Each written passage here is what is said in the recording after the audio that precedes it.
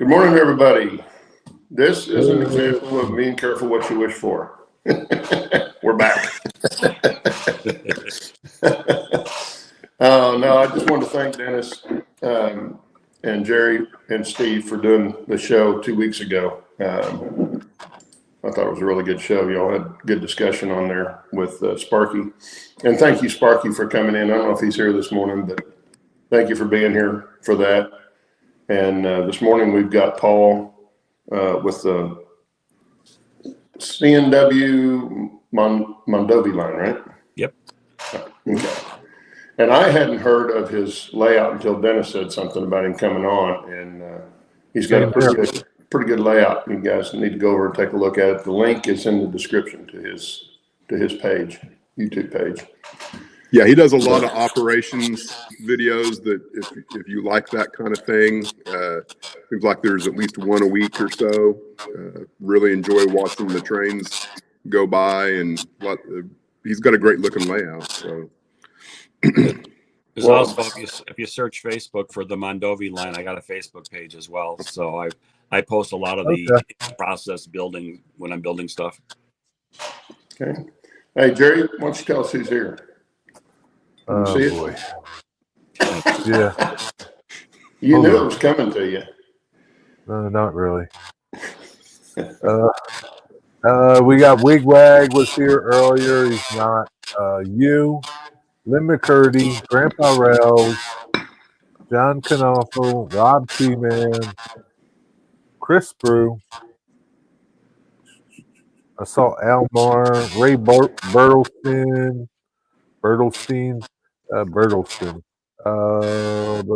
There's Wigwag. He's back. Gerald Stewart, Dave BNSF, Scott Baker, DES Media Productions, Dave, Greg Church. Is he new? CDP Chuck. And I think Elmar. I said Elmar. Thomas Train. I think that's it. Did you get Harley? Who? Harley no. Harley Memphis. Yeah. Mark. Well, welcome, everybody. Mark Pruitt over there at the CB&Q. Oh, you don't need to talk about Mark. Floyd. Dave will just get mad at us if we talk about Mark. Bernard, Container Man. I think that is it. Harley Memphis. Don't know that person. John 2618's here. John 2618. Joe Raider. Good morning, everybody. Yeah, we got 34 in here, so it's quite a few here this morning. Well, good to have you, and we're going to talk to Paul. Excuse me. About his layout, and of course, the first question we got to ask is, how did you get into the hobby? Sure. So we were talking a little bit earlier before we started that I come from a railroad family. Long before I was around, my father's grandfather, my great grandfather Herman Topp, worked for the Northwestern for 50 years, 1892 to 1942. Wow. So 100% steam. And when he retired, he was the foreman of the C10 wheel shop at the Chicago shops. So he was a foreman of the shops there. That was the 40th Street shops were the real big Chicago Northwestern, where they had the big coal towers. They had two of them, one for two different divisions. And his son, my great uncle, he started out in the 20s at Proviso Yards west of Chicago as a hostler. So he worked as a hostler on steam locomotives, and eventually, after the Depression, because he was in and out of work as everyone was back then, he ended up working in the shops for his father. And after his father retired, he became foreman, and he was the foreman of the shops, the wheel shop, until I think he retired in 1969. So when he retired, I was 8 years old.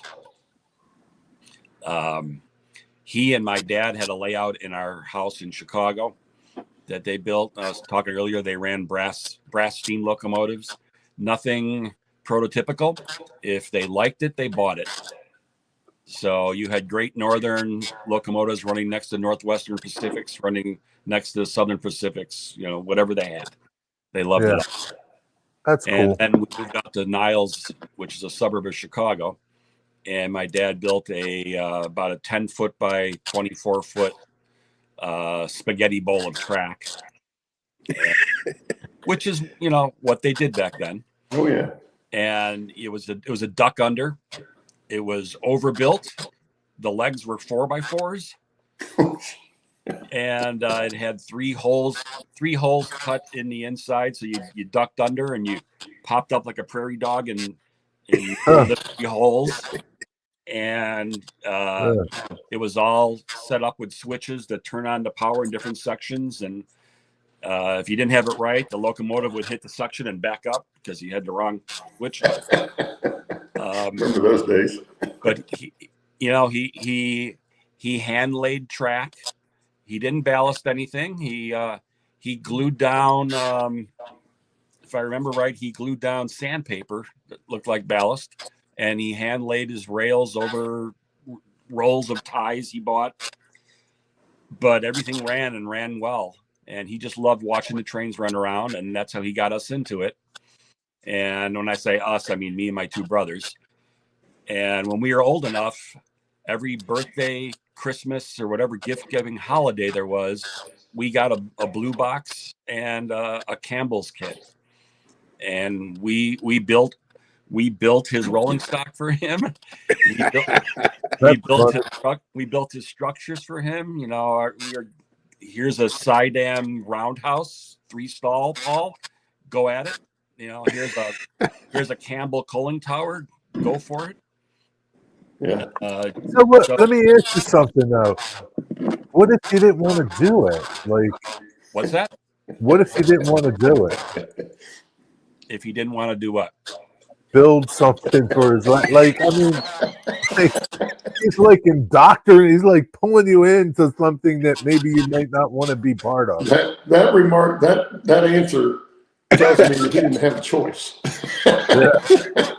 Yeah, I don't recall the choice being given, but well, how old were you, give or take? In that era.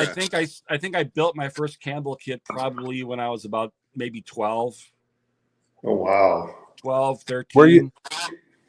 Were you interested in trains? I was. Oh yeah, I was already building model. I don't know how you couldn't be unless you were a teenager. So Monogram Hobbies was located in our town. I was already building battleships and aircraft carriers, and then every 4th of July we'd film them being blown up and burned down in the backyard and start over again. That's what they were for, wasn't it? Yeah, exactly. So I already had the toolbox of all the modeling tools that he gave us, and the glues and the paints, and we were into it until we weren't. Until you got to an age where it was like everyone else. I bought a '65 Impala Super Sport and met girls, and it wasn't cool for a little while again. So when did you get back into the hobby after that? Quite a while, because there was college, then there was grad school and jobs, and lived in apartments. And so when I bought my first house, the first thing I wanted to do was build a layout. So I built a HO layout in the corner of the basement, and didn't get very far with it because I had 2 toddlers. And so then we moved, sold that house, and then I built another layout. And this is probably, I was in my 40s by this time. And I built a much better layout. But again, it was a continuous loop. But I also was a founding member of a club in Milwaukee called the Milwaukee Fallen Flags Model Railroad Club. And the rules were you could run anything you want if it ran in Wisconsin at one time. So Northwestern, and we had in Milwaukee Road, and we built modules, and we followed the NMRA module standards, and we built the traveling layout and did train shows around Milwaukee with that. Yeah, Bernard has a question. He said, what memories do you still have of a few original builds? I'm assuming he's talking about when Dad was having you build kits for him. Well, when my parents lived in northern Wisconsin when they retired the first time. When I say the first time, when my parents hit 50, they said goodbye to the kids and moved from Chicago to Wisconsin and bought a motel resort on a lake. And their retirement consisted of fishing and running a motel resort. And they had a layout in the basement there. And all the stuff that we built went with them and went on their layout. And then when they retired for real, they bought a house on the lake across the bay. And my dad had everything boxed up and in bins.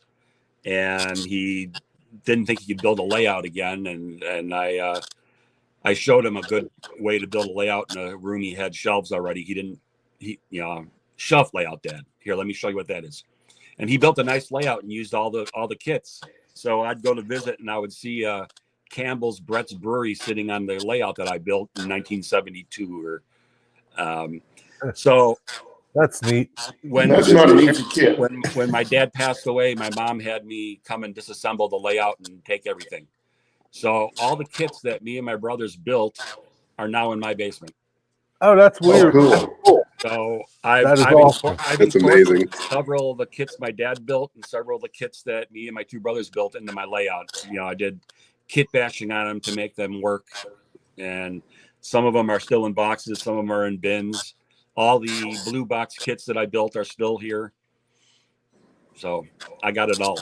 Well, building Campbell's kits early on like that, you got a taste of what it was like to do Craftsman kits from the very beginning. I do not like plastic. No, I don't either. I built them and I have some here that I'm using on the layout. If they're weathered well and I'm getting better at that. But I really enjoy like the kits that I get from Jason Jensen or from Foss Scale Models. Or from, I still buy vintage Campbell stuff. But I've also really got into scratch building. So I'm not going to say prototype, but that I can talk about that. That's kind of how I started this layout, was from a prototype. Before we get too far, so one of the questions I always like to ask. So if I understood right, you had 2 layouts before this one? Let's see. Not counting the one we worked on with my dad in the basement. So I had 1, 2, then the club layout, and then the house that I just moved out of in Milwaukee 5 years ago. I had started another layout because I had all the 2x4 modules from the club layout that when the club layout stopped doing it, I had a bunch of them and I just incorporated them and made a rectangle in an empty room in the basement and kind of ran a continuous run. And I started it, but I didn't get very far. So what? Go ahead. Is there something that you learned in your previous builds that really affected the way and with what you're doing now with your current build? Is there any thoughts on that? Yes. I discovered DCC along the way, and once I got sound, I never want to go back. I also, between my last layout and this layout, I was never satisfied with the layouts. There was always something, and I didn't have the knowledge to understand why I didn't like what I was doing. And a lot of it had to do with I was doing what I had seen done in the past, meaning continuous run. Not a shelf, a standalone duck under, lift out kind of layout. And between the time I left Milwaukee and the time I started building this was about a 2-year period that all I did was research and watch you guys and watch second section and watch around the layout and start subscribing to layouts that I wanted to watch build, and decided that last mile switching is what I wanted to do. You know, the operations, last mile switching, prototype. That's what I wasn't doing. I was trying to freelance and make things up, you know, the railroad of lies, and my lies weren't satisfying to me. My last layout that I built, my dad and his uncles, their railroad was the Palatine, Lake Zurich, and Wakanda, the PLZ&W, which was an actual layout that ran off of a Chicago commuter line.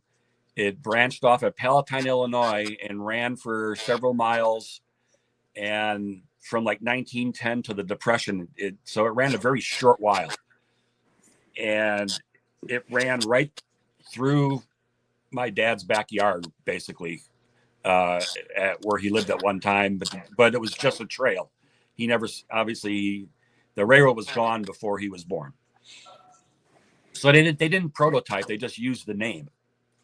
Yeah. And so I was trying to do a freelance and use the same PLZ&W and just pull out different names, because I had all this rolling stock that was already labeled and painted, had all these brass locomotives that all said PLZ&W. And I thought, well, I'll just use those for a freelance. And I couldn't do it. I just didn't like what was going on. So after my dad passed away and I got all his train stuff, I also got all his videos and DVDs and books. And one of his books was this, which is the Mondovi Line, which is a book from about 2008 by Arlen Colby. And Arlen Colby has, I'm not sure how many now, 6, 7, 8 railroad books, all on Wisconsin spurs and branch lines. And so this book, I started reading it, and you know, I'm like, oh, another steam locomotive. But then when I read it, found out that in 1954 they dieselized it, and Chicago Northwestern was the only Class 1 to buy SW600s, which was an underpowered little cab switcher, and they had a pair of them, 1280 and 1281. And as I'm reading the book, I'm going, wait a minute, I have those. And I found out that Lifelike Proto had issued them way back in the 90s. And I had them in a box. I had bought them and used, but never converted them to DCC, so I was never running them. And I'm like, 1280, 1281, that sounds familiar. So I'm like, oh, so I have the locomotives that they ran. Okay. And I started looking at it, and it was a 37-mile branch line that branched off the Northwestern's, I'll say north-south main line, you know, railroad west, railroad east. But going north and south past Eau Claire, Wisconsin, you hit a town called Fairchild, and it branched off and ran for 37 miles and then dead ended. It was originally built by some logging baron who, you know, sold it to another railroad who ran out of money, and the Northwestern ended up getting it. It had 4 towns on the branch line, and it exactly the kind of industries that I wanted: grain elevators, feed mills, pickle salting stations, bulk oil dealers, typical Wisconsin rural 1950s look. And so I had decided that I wanted to model something like this. And I'm like, well, I'll build Mondovi and see how that goes. And so that was the first thing I did when I got here. I spent a year finishing the basement, new electrical, painting, new floors, waterproofing the walls, putting new gutters and downspouts in the house so the basement stopped leaking, that kind of stuff. The important stuff. Yeah. Yeah. The stuff you shouldn't ignore if you're going to build a model railroad at a base. Yes. And I tell people to do it all before you start. Yeah. Yeah. So I had the walls, painted with that thick primer that kind of Dry lock. yeah. And I put 2x4 stud walls with insulation and drywall. I got a paint sprayer from Lowe's, and I painted the ceiling white because it's too low to put a drop ceiling in. It would feel too claustrophobic. So I just painted white. We upgraded the power in the basement, put in new wiring, all that stuff. So new floor, I got a rubber floor down, so it's a little more comfortable. And then I did Mondovi, which was 16 feet long, and just started. And from watching Boomer's channel, I got into the postage stamp idea of finishing 1 square foot at a time, or one scene at a time. And I had all the track in and wired up and working and tested, and then I started scenicking it, like I said, one section at a time from start to finish, till I say, okay, this is as far as I want to go with this. I'll move to the next one now, and work my way down that 16 feet to the beginning of it, and started running that and operating that and playing with that. And then found out that I was dissatisfied because the trains weren't coming from anywhere or going to anywhere. So I added 8 feet along the back wall of the layout, and just ran a unwired, not connected to a bus, just connected to the end of the track, and ran a couple of tracks so I could have a train come in and a train go out. And that was my initial staging. And then on the opposite wall from Mondovi, I built 14 feet shelf on that side, and built the town of Osseo, which was the first town after Fairchild that you came into. So now I had that 8-foot section along the back wall, which instead of staging, that became the bypass to get from one town to the other. So now I have Osseo on one wall. I'll show a picture when we get to it. Osseo on one wall and Mondovi on the other wall. But again, now I had the same problem at Osseo, where there's nowhere where the trains are coming from or going to. So I wrapped around the wall with a peninsula and built the staging yard in the next room.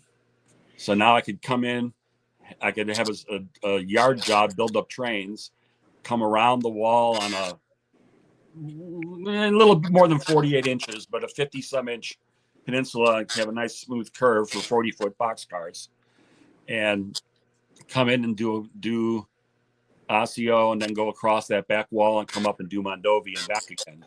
And that was about the first year and a half of work to get that working and operating, and using switch lists.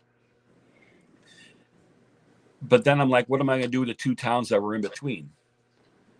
Because there was a small town called Strum and a small town called Eleva, and they had a co-op and a feed mill and a depot, and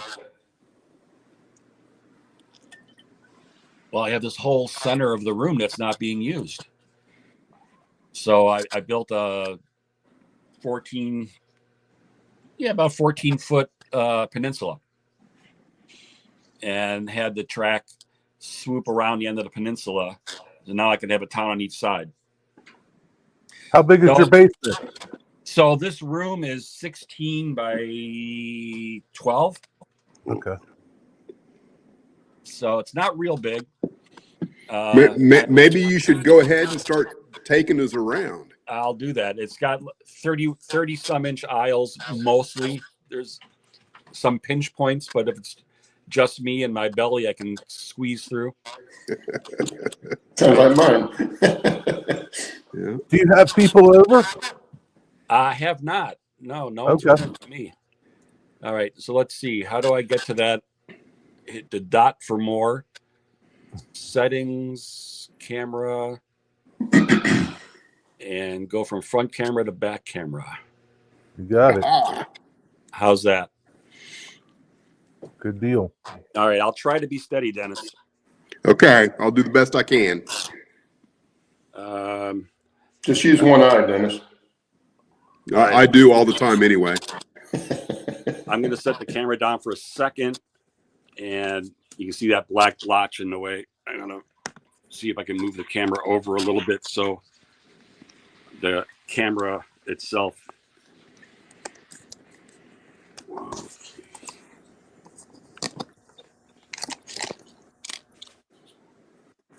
Bear with me a second. Okay, there. Now the knob from my new tripod isn't in the camera.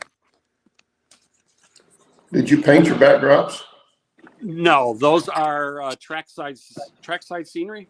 Yeah. All right, so let me start here.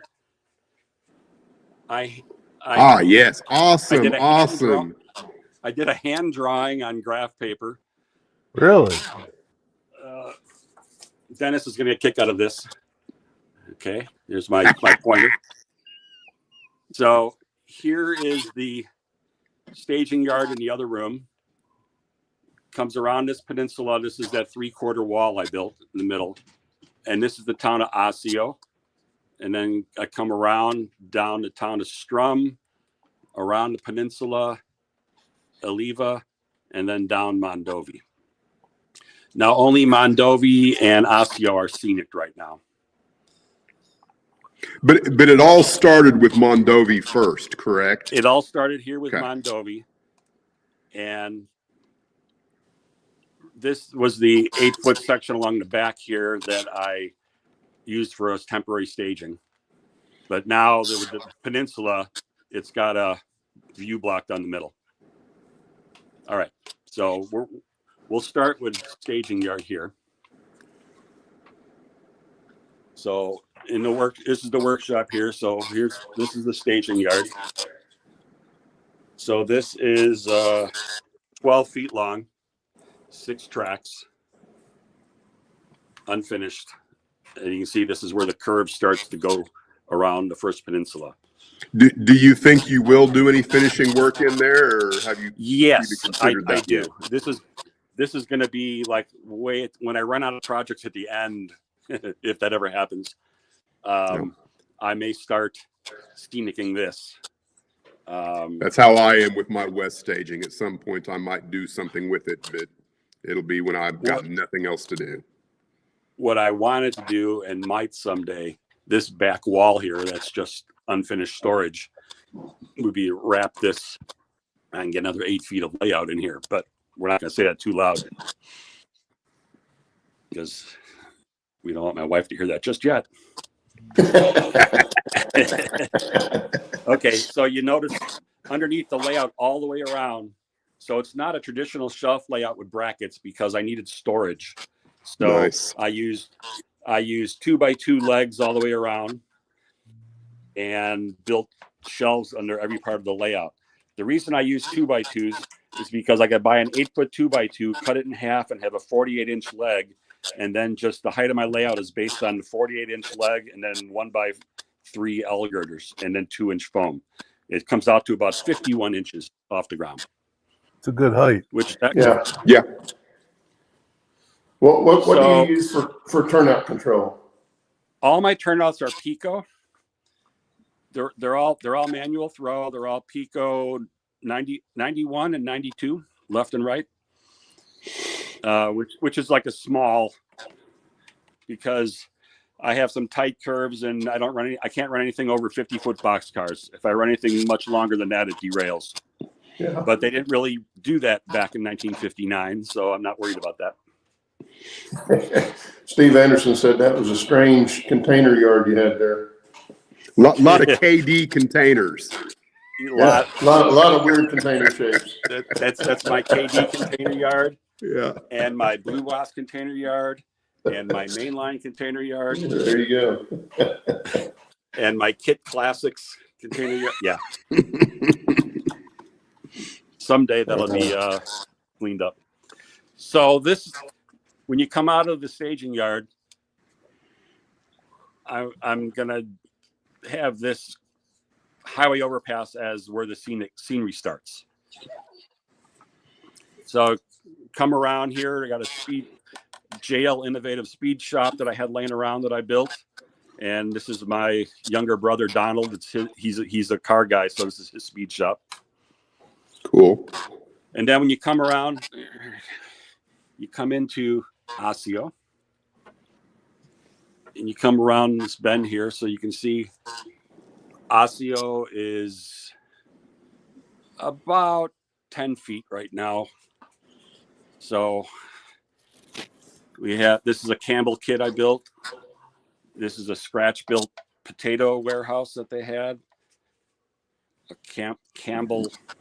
I recognize that. Stockyard. That was I built that when I was a kid, and that was in pieces in a box, and I put it back together again. Yeah. And we got Standard Oil, oil dealer. The main business in Osseo was United Milk Products had a condensery, and that's this long building in the back wall. This is an ITLA kit. And I love ITLA kits. This is a really, really nice kit. Now are those designed as flats? No, you could be designed in several ways. And I worked with the owner of ITLA and had extra parts made, and I made it into a flat. So that's good.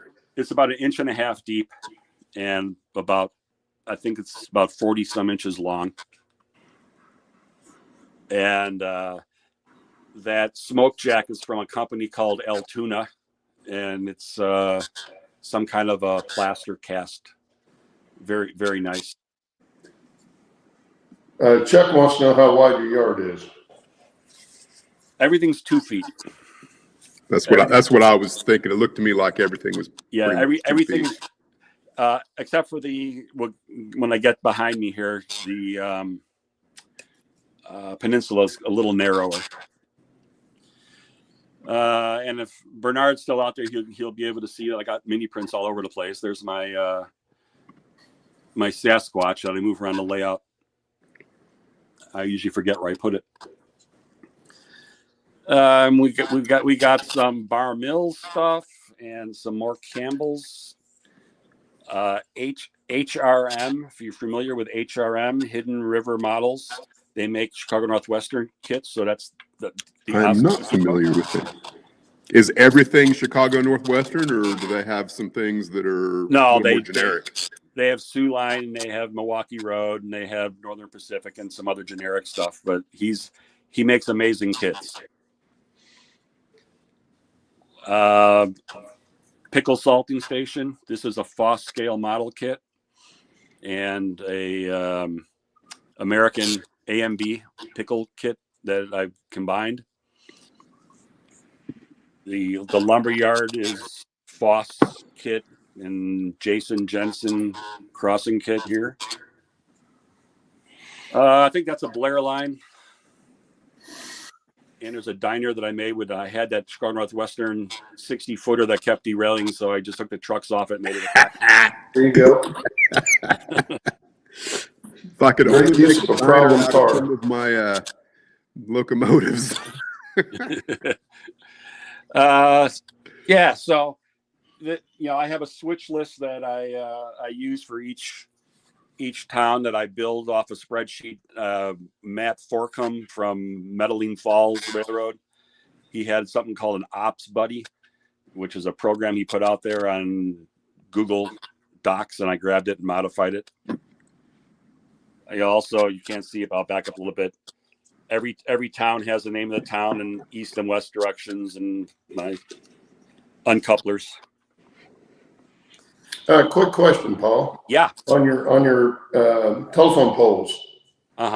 Your insulators. I bought some like that on eBay, and I can't remember who I got them from. But he had all kinds. He had the white ones. He had the clear ones. Where did you pick those up at? I think the poles are just wood dowel rods that I cut to 33-foot height. And I think these are probably Ricks. They were in a box of my dad's. I have so much stuff that was in my dad's train boxes that I could build 3 more layouts and not run out of stuff sometimes.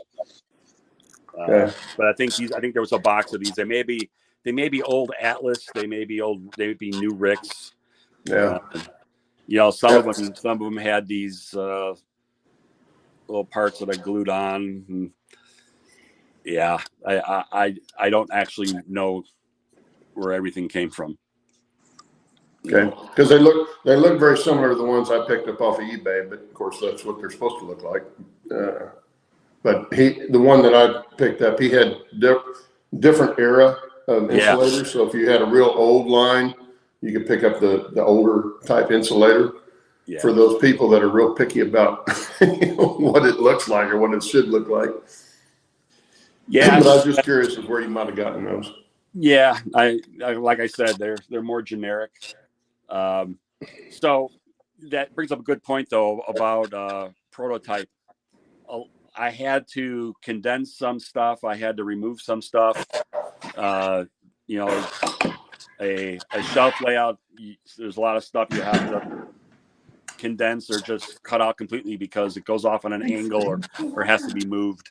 You'll see some of that in Mondovi. And then I have the turn back over here. I'm in the middle of building a bunch of big pine trees that are going to fix that rip in the backdrop in the corner there. This is going to be a farm scene, so I just picked up Berkshire Models is reissuing American Model Builders since they went out of business. And so A&B laser kits, I have the barn and the farmhouse. This is going to be a farm scene. One of the problems I have with my layout is that there's no negative space between towns. And so I got the problem of the front of the train being in one town while the back of the train is in the other, which, that's a problem as old as model layouts. Oh, yeah. So I'm going to build like scenes that hide the train behind them. So when I'm switching and I pull around the corner here, you won't be able to see the front of the train until you back it up. That's at least the idea. All right. So here's the Campbell's Brett's Brewery. Yep, I recognize it. I've got one on my layout. That was built by either me or my older brother back in the 70s. I have another one that's marked on the bottom with my little brother's name. Oh, that's a nice looking building. This is I really like that kit. This is not a Campbell's Montgomery feed mill. This is scratch. I scratch built this. Well done. But the Campbell kit was based on a 1954 article by Paul Larson in Model Railroader. So I went and got the original Model Railroader and his plans, and I built it off his plans. You did a great job. So thank you. So I wanted this is actually based in Wales, Wisconsin, which is west of Milwaukee. But what are the basic dimensions of that? It's my layout. I figured so I can make stuff up. So yeah, so this is maybe 24 inches wide. Anderson. It's nice because I can get 4 car spots on it. So this is the town of Strum, and again, the backdrops are from Trackside scenery. Yeah, his channel is where I got the idea for the not the idea, but where I saw the touch toggles. Yeah. And that's what I use on my layout for control. And Strum had three old elevators, so I built 3 of them. One of them was scratch built. I think this one. This was Monroe Models coal shed that I kit bashed. And I don't know what this one was. I have a box somewhere. It was some kit I never heard of before. I bought it at a train show.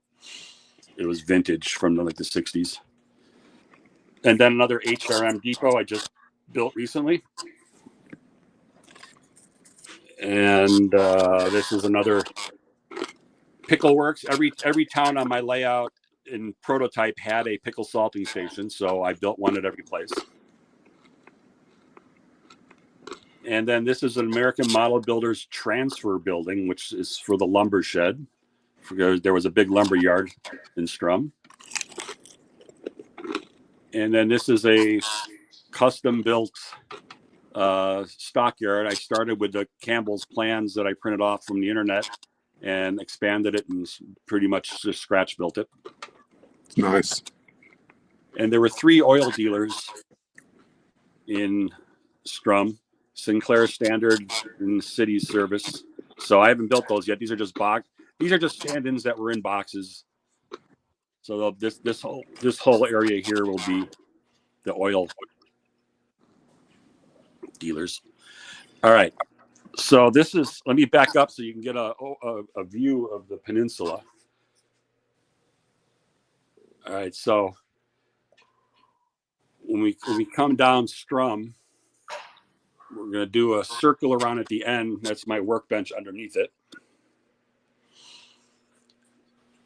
This is going to be one of the last things I do. This piece of 2x4 foam is just sitting loose on here. This is going to have a view break. So I don't want to be able to look down the peninsula and see the town. So this is going to be hills and trees and a river and a bridge here and a bridge here. Because the entire Mondovi line followed the Buffalo River. And so I got to have the Buffalo River show up somewhere on the layout. All right.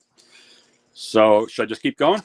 Yep, keep going. You're doing good. So we come around the peninsula and we enter the town of Eleva. I believe it's pronounced Eleva, Eleva. So we have, you can tell I've watched some Boomer videos on his aspen tree. So I got some in process here. And Eleva, again, only had 1 spur, but it had a large co-op equity. It had a depot. I haven't built a depot yet. Another HRM depot to be built. We'll go here.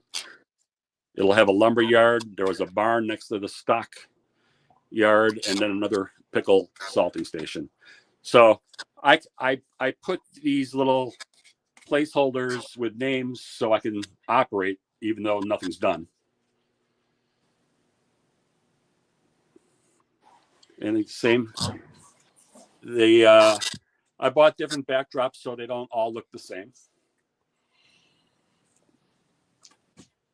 Yeah, and all of his backdrops are photo backdrops too, Yep. I think. Yep. So then I come around the last bend into Mondovi. Mondovi was the end of the branch line. At the end of Mondovi was 36.4 miles from Fairchild, if I remember right. So this area here, again, I'm going to I want something so you don't see the train going from town to my parents owned a hotel on a lake in Wisconsin, which wasn't on the Mondovi line, but it's going to be. There you go. I bought a Walther's Motor Motel, and I'm going to modify it to look like their hotel. And I'm going to build a pond here so I can put a pier in there and have my mom sitting on the pier fishing, because that's what she always did. So this will have a hotel scene in the parking lot, the road that's going to come out of Mondovi and around in Eleva. All right. So now we come into Mondovi, which is 16 feet by 2 feet. And I'll just slowly pan across so you can see the length of it. Now, when I say prototype, if Mondovi had a church, they got a church. If they had a pickle station, it may not be in the same spot because of space, but I used the exact map of the rail yard and built as close as possible to what it looked like and what was there. On the prototype, they had a track that would have come out in the middle of the aisle here, and they had a turntable up until 1957. So I don't need that. But they used that. They had 2 spurs that would come out into the aisle, and I had to flatten them out. I guess is what I'm saying, to fit on the shelf. Did you have like a lot of old photographic evidence, Yes. or is this all kind of? In addition to the book, I researched pretty heavily. They have a historical society page. They have a historical society in Mondovi. Nice. Each county up there has a historical society page, and I look at it all the time because I'll find a photograph where there's just something in the background that I'm like, oh, that's the grain elevator. You know, they'll be like 2 blocks away, and I'll say, oh, I can see in the background the depot right there. And I had Sanborn maps and Wisconsin Historical Society photos and maps. So I did a lot of research, and also I used to write for the Chicago and Northwestern Historical Societies magazine briefly for a few years in the 90s, and I have a big collection. So there was an article on this town, and there's pictures that I come by. What? So how much compression did you end up doing? Was there anything that you significantly had to compromise with, or did it all lay in there pretty good? Because it looks great. Well, the stockyard was actually on an angle spur that would have put it out here in the aisle, so I squeezed it in. And all the way in back there is the Land O'Lakes, which was a couple of blocks in town more.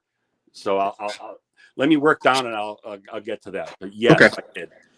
Before you go down any further, Steve Anderson wanted to know, and I'm assuming he's talking about the one that's right there by the lumber there, the crane. Is that the one you're talking? Oh no, maybe it's this one here. Yeah, the big one. I didn't see that one. That I think is Bachman. It could be Walters. Robert Todd has this on his layout on his Des Moines transfer, and I asked him. He had a couple in a scrapyard, and he told me, and I went and bought one. I think it might be a Walters or a Bachman. This one here is a Woodland Scenics. Yeah, that's a good looking model there. So yeah, it came built, so I just slapped some taco sauce on it to darken it up. All these log piles. This Fund Brothers was they made railroad ties, and they had a sawmill, and they stored stacks of lumber all over around the rail yard. And these are all branches from my backyard and other areas around town where I just got twigs and cut them and glued them. So these are all, and then these are probably Tichy or somebody makes rail ties, and I just glued piles together. Campbell Church, my brother built in the 70s. It's now the Beef River Norwegian Lutheran Church in Mondovi.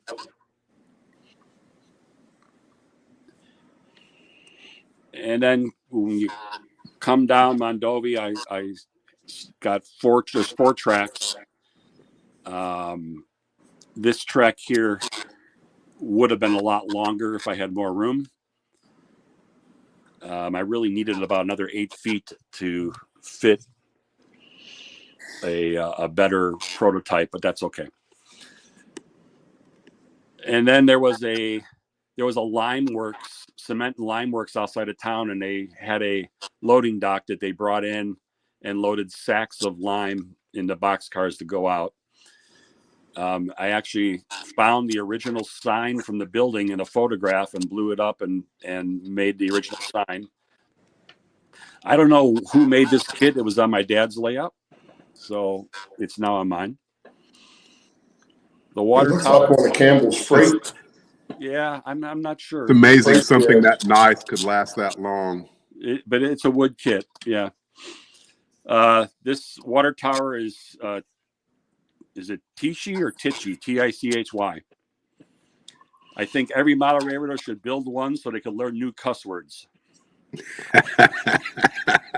I will never build one again. I had more gray hair when I was done. It's a very nice kit. It looks great when it's done, but wow. it was a struggle for me. I scratch built this. This is half of a Campbell stockyard over here, another half over here, and then I made up the rest. So then Mondovi Grain and Seed in the background. They had four at one time. They had 4 grain elevators in Mondovi. By this time, they only had 2. This building here is actually part of a Walther's New River mine, and I made a grain storage building by covering it up with wood dowel rods. I stained them. This here is the back of the grain. This is a Campbell's. I busted the back of the grain, where the cars drive through, because there's no room for it. So I just turned it sideways and made it a bigger building. Nice. I'm not sure who made this. I think it was an Alexander warehouse or something. But again, it was originally on my dad's layout, and I detailed it. This is 3 Blair Line kits to build the house track. Cargill had a flour mill, and this is actually 2 different Foss scale model kits, and a third Foss kit turned sideways in the middle, and with extra scratch built and kit bashed parts to make that mill. And it's nice. It's got a 2 BoxCar dock, so it's good for operations. And then this is American Model Builders and Blair Line feed store to make the co-op. The Mondovi depot burned down or something in about 1914 or 15, and they built a stone depot. So I scratch built this one. This was my first attempt at scratch building anything. And it's, I think these are Monster Model Works bricks over a foam core inner wall. I may redo it someday if I have time, but it works. They when the line was dismantled in the 70s, when the depot finally came down, they took it apart, and all the stones were loaded on flat cars and taken to Fairchild, Wisconsin, and the Rod and Gun Club used them to build their clubhouse. So they're still around. Oh, that's cool.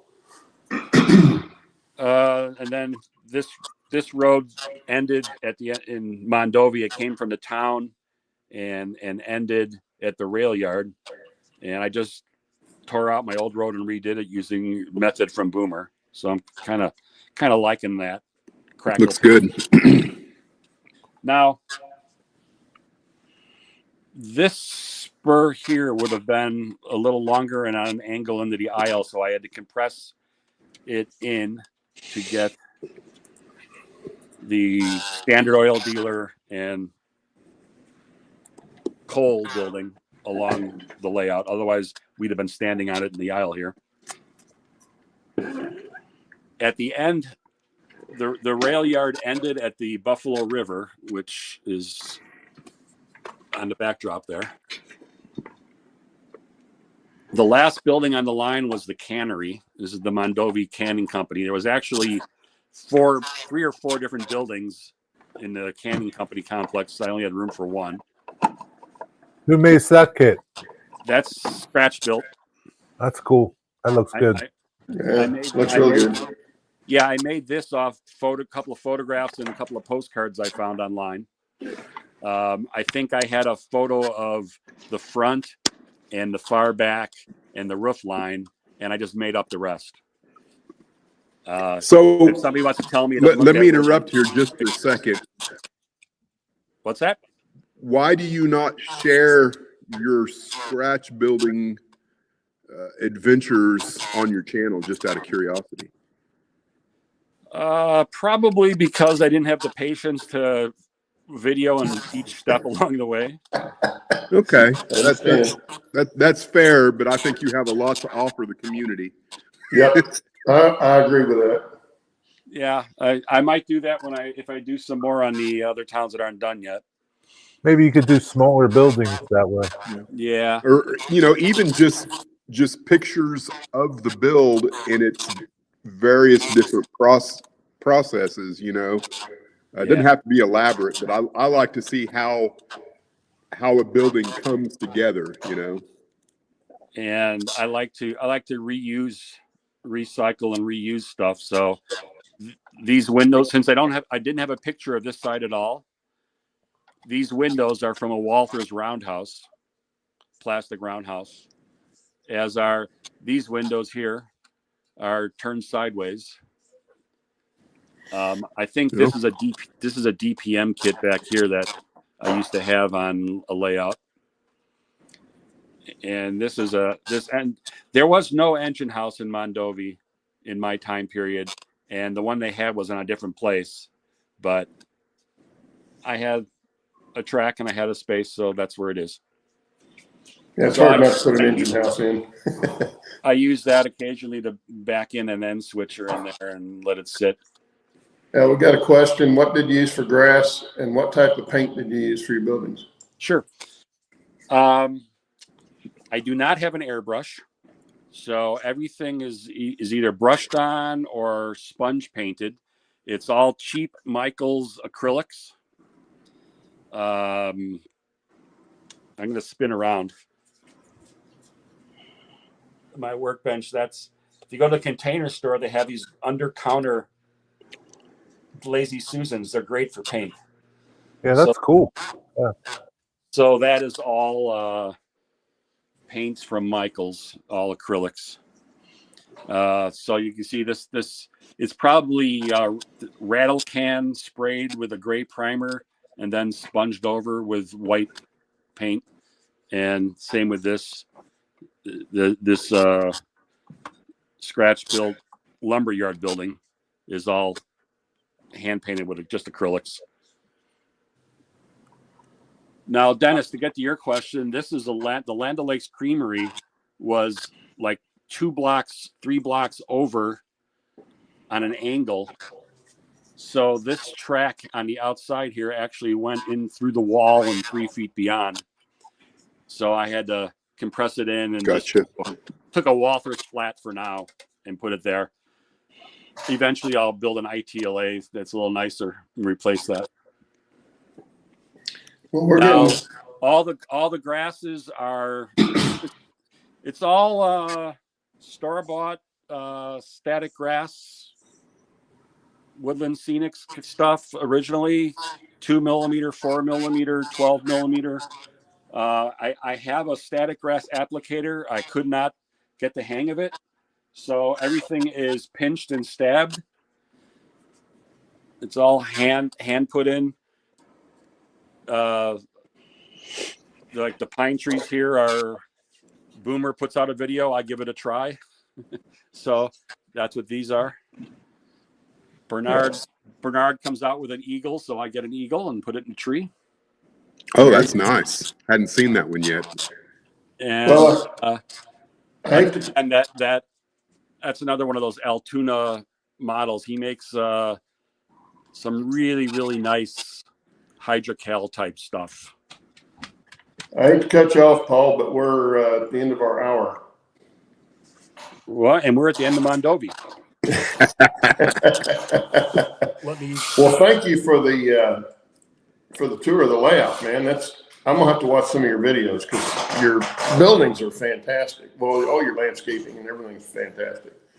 I'm looking forward to seeing some of the stuff you're going to do in between the peninsula and the sides. Absolutely. And thank you for I think getting us a new record on how many people we had watching. We had at least 59. I saw 59. I think we got up to 60 at one point. So did we get to 60? I think so. Yeah. Yeah, that's well, thank we you. average about 30, so that's double what we normally average. So I appreciate the invite. Like I said, I have the YouTube channel and I have the Facebook page, so feel free to. join those, send me questions or comment on anything. So is your Facebook group link on your YouTube channel? I Page? think there is a link there. Yeah. Okay. Otherwise, just search the Mondovi Line. Yeah, Okay. and the link to his his YouTube page is in the description of this show, so you can look there for that. And like I say, I'm about to try to end the show. It's supposed to be a 2-hour show. We owe Yeah, Huge try to make that Asshole 2 hours. another hour from last week if you aren't keeping up with that. Oh yeah. I hear him. Yeah, we're not going to do that. We're already over our hour here. So, but Paul, we'll have to have you back on again. Very interesting hearing your background and stuff in the hobby too. Long and was it great? Yeah, there's lots of other questions that I could certainly ask for sure. Yeah. Well, Yeah. Too bad you don't have some pictures from the machine shop when your great grandfather was working. That there. was one of the questions I was going to ask. Sadly, That would be cool. I don't have any. Yeah. Yeah. Well, anyway, yeah, we don't have any time left. Thank you. Thank you, Paul, again, and Jerry and Dennis and everybody in chat. Have a good rest of your weekend and a good week, and we'll be back next week. All right. See you, everybody. Yeah. Bye.